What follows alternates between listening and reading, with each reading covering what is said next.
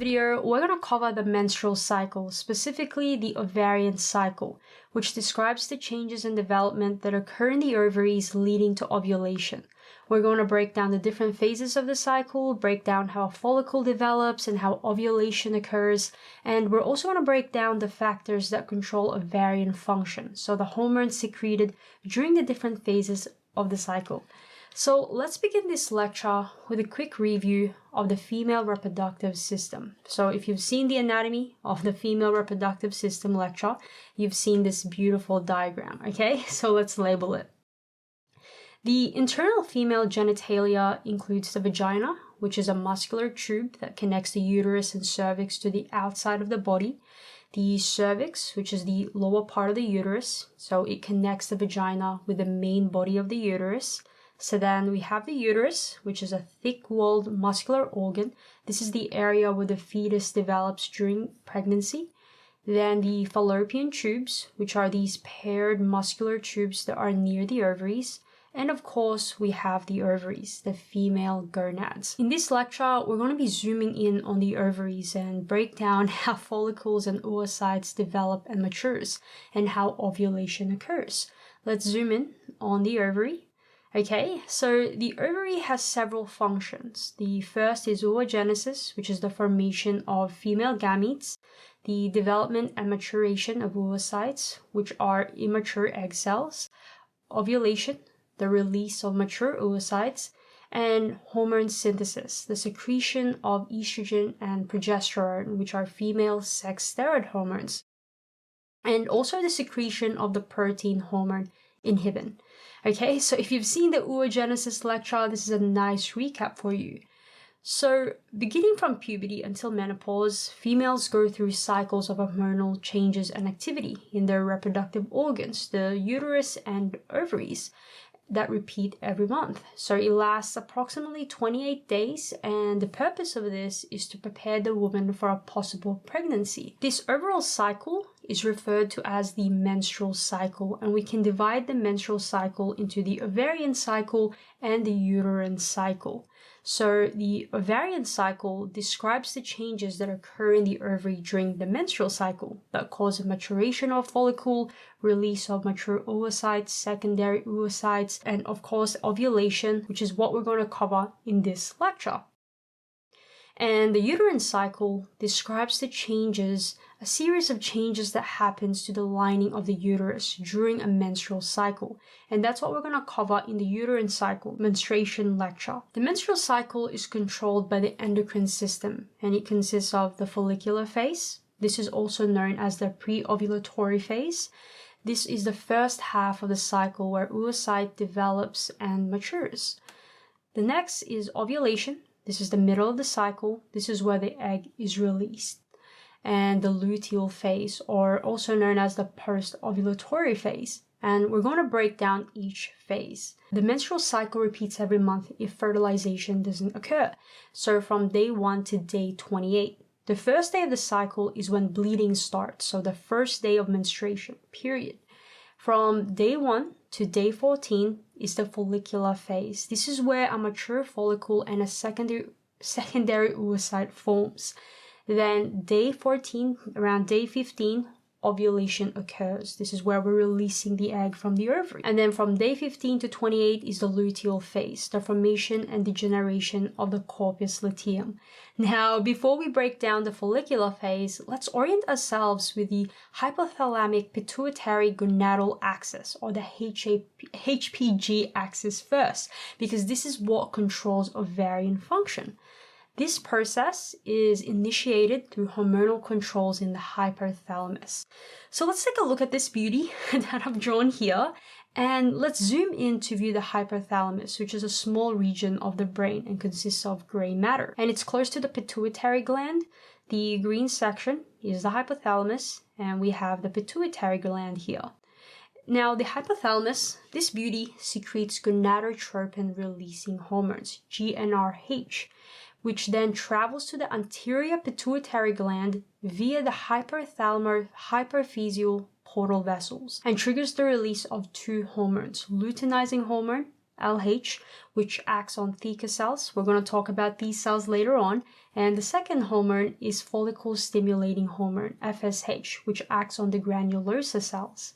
Now, in males, this control depends upon the pulsatile secretion of GnRH from neuroendocrine cells. We covered this in spermatogenesis. But in females, the frequency and amplitude of these pulses changes during the cycle, and you're going to see how this occurs. So now let's subtract complexity and break down the follicular phase and how it's controlled. Okay, so similar to the spermatogenesis lecture, we're going to come back to this diagram when we tie everything back together because I want more space to break down each phase. Okay, so we start off with an oogonium or oogonia, which is the pool of female primitive germ cells. And these are diploid, so 2N. Recall that this process is occurring during fetal development, pre-puberty, and undergoes proliferation by mitosis and produce primary oocytes. And they stop dividing around the 7th month of gestation. So after birth, we're not going to be producing any new primary oocytes. Okay, they stop dividing around the 7th month of gestation. And the eggs, the oocytes that are in the ovaries, are in structures known as follicles. The primary role of follicles is to provide support for oocytes, and we can divide follicles into 3 classes. We have primary, secondary, and tertiary, or Graafian follicles. Now, follicles start as primordial follicles. So this here is known as a primordial follicle. And it has one primary oocyte that's suspended in prophase 1. Okay, prophase 1, meiosis 1. And it's surrounded by a basal lamina and the single layer of cells. And these cells are called granulosa cells. So there's a name for this. There's a name for this process, and that is follicular genesis. And it's the process in which a primordial follicle develops into a Graafian follicle or tertiary follicle with the potential to either ovulate its oocyte and possibly be fertilized by a sperm cell, spermatozoa, or it undergoes atresia, which is cell death. Then from the primordial follicle, it's going to turn into a primary follicle. And this happens when the primordial follicle is stimulated to reinitiate development. And this happens when puberty starts. Although some primordial follicles do develop into primary follicles throughout childhood and then during the entire cycle. So then what stimulates the development of follicles? Follicles are stimulated by FSH, follicle stimulating hormone. It's in the name, follicle stimulating hormone. It stimulates the development of follicles, which is secreted by the anterior pituitary gland. So remember that cute brain that I drew that we zoomed in on? Okay, the hypothalamus secretes GnRH, which then travels to the anterior pituitary gland and releases FSH and LH. Now, before puberty, the concentration of FSH is too low to trigger follicular genesis. At the primary follicle stage, the granulosa cells are still in a single layer that surround this oocyte, but it's going to change from a flat shape or squamous shape to a cuboidal shape. So going back to this primordial follicle, it's a flat shape, and then going to the primary follicle, we've changed it to a cuboidal shape. And the oocyte here is going to grow. It's a fully grown oocyte. Another thing that occurs is the oocyte is going to be separated from the granulosa cells, this inner layer here. And this inner layer is known as the zona pellucida. Even though the oocyte is separated from the granulosa cells, it still connects with it through gap junctions. Gap junctions are intercellular channels. They serve as a communication passage between the granulosa cells and the oocyte to provide it with nutrients and other substances to support the development of the oocyte. Now, the zona pellucida contains glycoproteins, and glycoproteins play a role in the binding of sperm to the surface of the egg. And we're going to talk about that in the fertilization lecture. Then from a primary follicle, it's going to transition to a secondary follicle. And from here, the follicle is going to keep getting bigger and bigger. Okay, the granulosa cells are going to keep proliferating. So we went from a single layer of granulosa cells to multiple layers. And these granulosa cells have connective tissues around them. And so when these granulosa cells keep growing, keep multiplying, proliferating, the connective tissues are going to differentiate into this layer of cells here. This darker layer of cells here, known as the theca.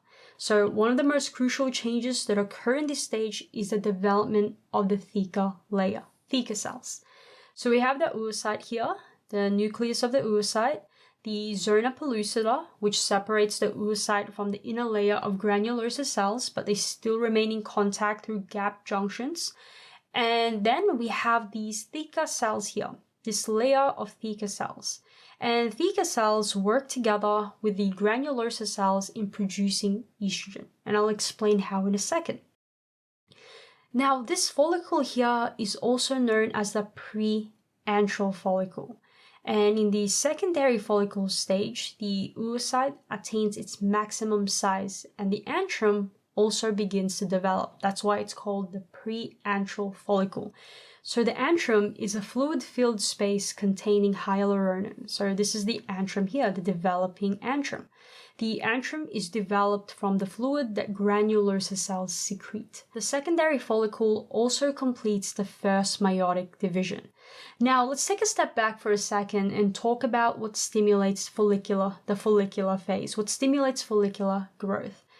So we mentioned before that FSH stimulates follicular growth. So FSH and LH secretion increases and stimulates the follicular phase. Now, estrogen concentration is low at this stage, but as the follicles begin to grow, they're going to start secreting, the granulosa cells are going to start secreting more estrogen. Because at the start of the follicular phase, we only have a single layer of granulosa cells, so it's secreting very little estrogen. But as the granulosa cells start dividing, multiplying, and proliferating, it's going to start secreting more estrogen. And FSH acts primarily on the granulosa cells, and luteinizing hormone, LH, acts on the theca cells. So FSH stimulates the granulosa cells to proliferate and multiply, and it also stimulates the formation of the zona pellucida. And as the granulosa cells multiply, again, it produces estrogen. And some of the estrogen diffuses into the blood. But there's a slight issue here, and that is the granulosa cells need help to produce estrogen because they lack the enzymes needed to produce the androgen precursors of estrogen. And so the theca cells play a role in this. They come in to help out the granulosa cells. How does this work? How does the theca cells support granulosa cells to produce estrogen? Well, LH, like we've said, acts on the theca cells, and this stimulates the theca cells to proliferate. But it also triggers the synthesis of androgens, and androgens are synthesized from cholesterol. And so the androgens then diffuse into the granulosa cells and are converted to estrogen. So that's how theca cells and granulosa cells work together in producing estrogen. That's the secondary follicle. So then from the secondary follicle, it transitions into a tertiary follicle or Mcgraw-Hill follicle. At this stage, the oocyte is fully grown, surrounded by a zona pellucida, then multiple layers of granulosa cells, a basal lamina, and theca cells. The antrum will expand and the cumulus ovophorus will form, so this tiny little hill here of granulosa cells. And at this stage, the first meiotic division has already been completed, so the oocyte is now a secondary oocyte. It's a haploid cell. And immediately after the first meiotic division occurs, the second meiotic division starts, but it's going to be arrested again. It's going to be frozen, but this time in metaphase 2, until fertilization occurs. Now, let's go back to the previous diagram and apply all of this. And let's talk about the timing of these stages, because every cycle, every month, there's only one egg that's actually ovulated. So how does this work? How is only one egg selected to be ovulated every menstrual cycle? Okay, so let's do a quick recap and then let's talk about the timing of these stages. So follicles start off as a primordial follicle and it transitions into a primary follicle. At the start of each cycle, multiple follicles develop. 10 to 25 of these pre-antral follicles develop into larger antral follicles. So primary follicles will transition into secondary follicles.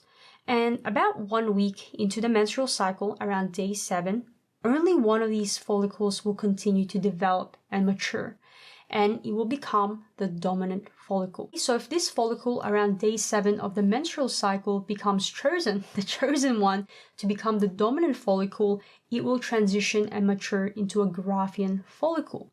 And the other follicles in both ovaries that weren't chosen are called the non-dominant follicles. And so what happens to the non-dominant follicles that weren't chosen? They weren't the chosen one. Well, they will undergo atresia, cell death. They will degrade and eventually die. And follicles can undergo cell death at any stage of development. So now this follicle, the dominant follicle, the chosen one, is now the Mcgraw-Hill follicle. It will transition into the Mcgraw-Hill follicle. And so it's going to increase in size, the antrum will expand, and the cumulus oviformis will form, which is a tiny hill of granular cells. Now, let's break down how the concentration of hormones changes during the follicular phase. Let's graph this. So here we have day 1. This is when bleeding starts, so the first day of menstruation. Then around day 14, ovulation, and then day 28. So FSH and LH are secreted from the anterior pituitary. FSH and LH secretion increases because recall that plasma estrogen is low at this point, and so it's exerting a negative feedback. And at the start of the cycle, multiple follicles begin to grow. As these follicles grow, the granular cells start secreting estrogen. So then let's bring in the estrogen line. And so plasma estrogen starts to increase. And with progesterone, the other hormone, it's low. Then after 7 days, the beginning of the second week, one follicle has become the dominant follicle, and it grows into the Mcgraw-Hill follicle. And all the other follicles degenerate and undergo atresia, cell death. And the reason why they undergo cell death is because FSH concentration begins to decrease. So here we can see it's decreasing, okay? And when the plasma concentration of estrogen is low, the amplitude of GnRH pulses decreases. And so the anterior pituitary gland secretes less FSH and LH, but to a lesser extent. The reason why FSH decreases more than LH is due to the granular cells secreting the protein inhibin.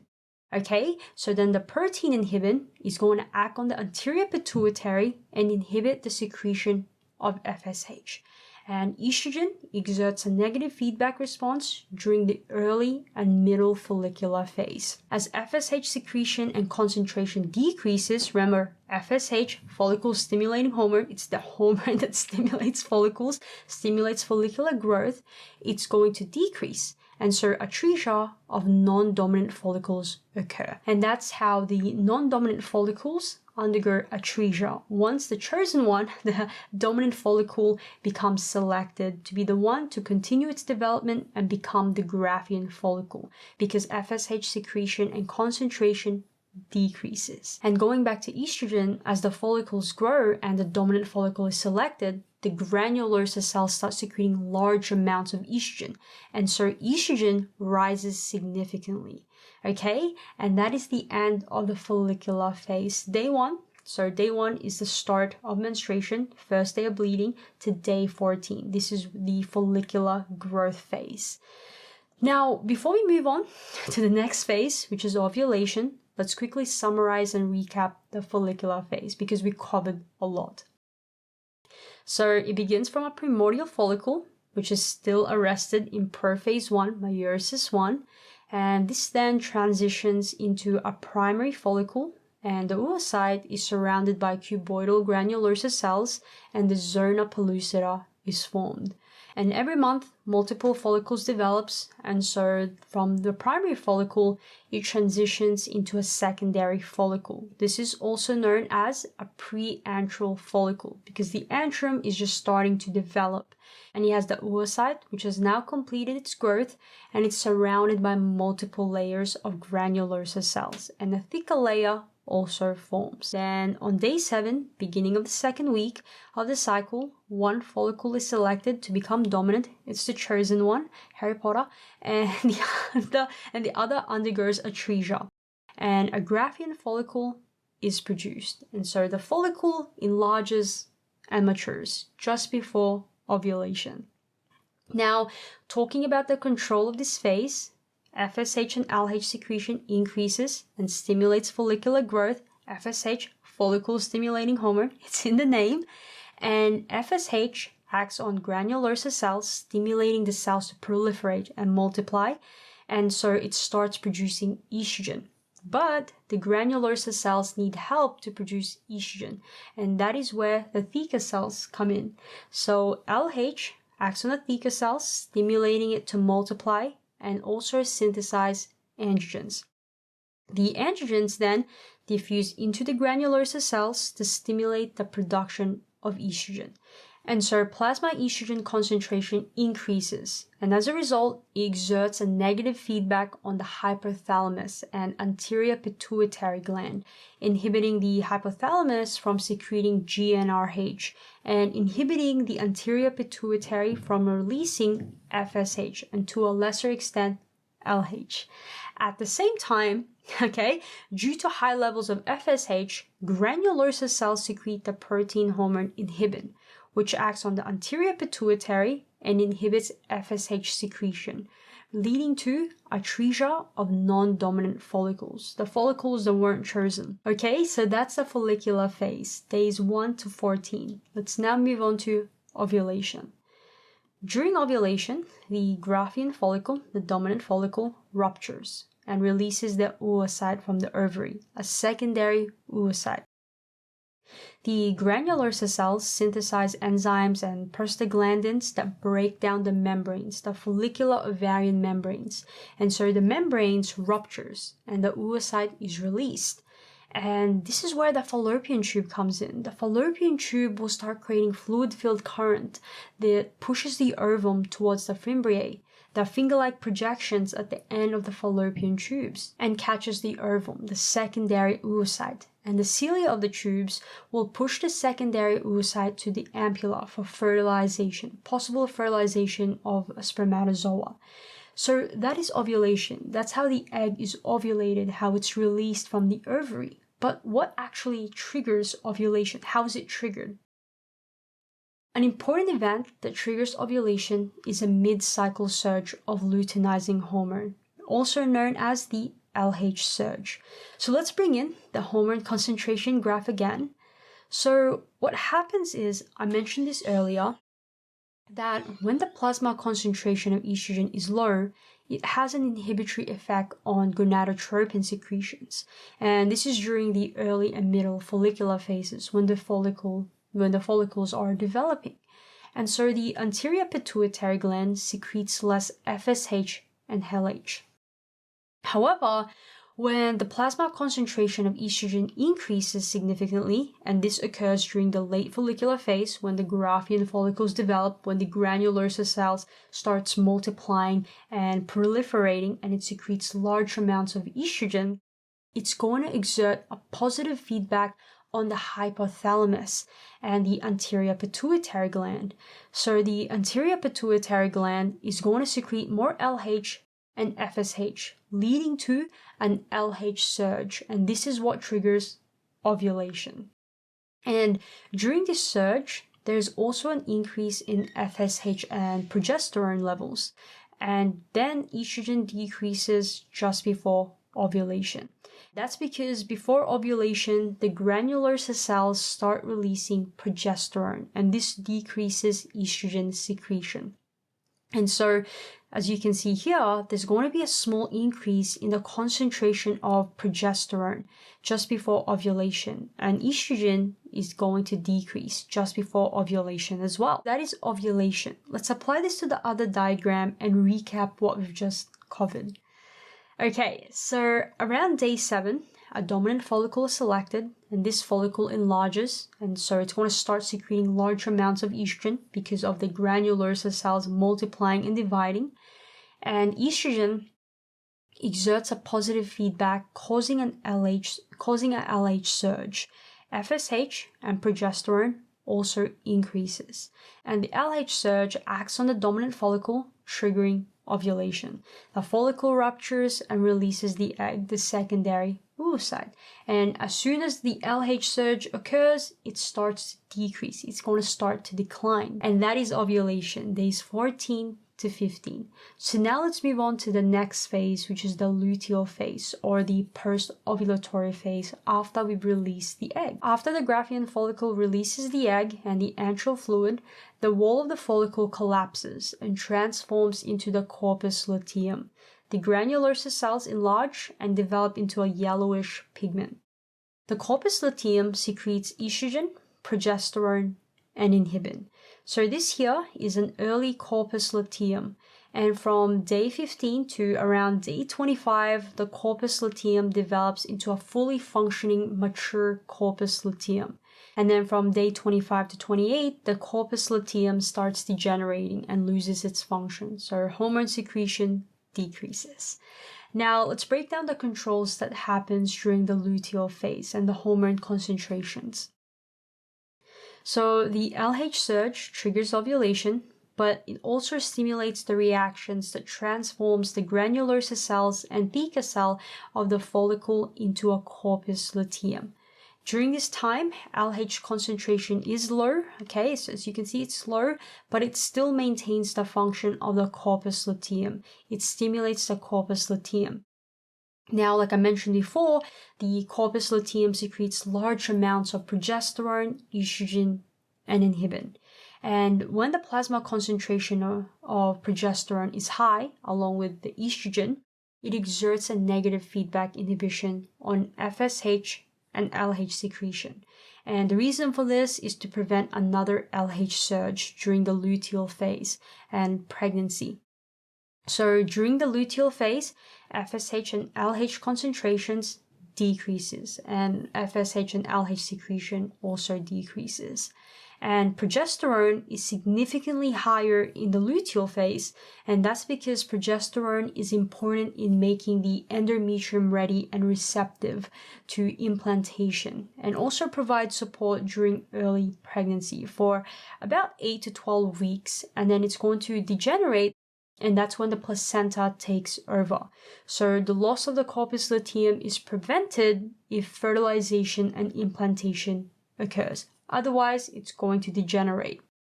So if the egg that was released is not fertilized, the corpus luteum reaches its full development within 10 days, and it's going to be degraded by apoptosis, and the corpus albicans forms, which is a fibrous body. So the loss of the corpus luteum and its functions causes progesterone and estrogen levels to decrease, okay, because the corpus luteum is the one secreting large amounts of progesterone and estrogen, and so when fertilization does not occur, it's going to degrade because we don't need it, okay, we don't need to support an early pregnancy here.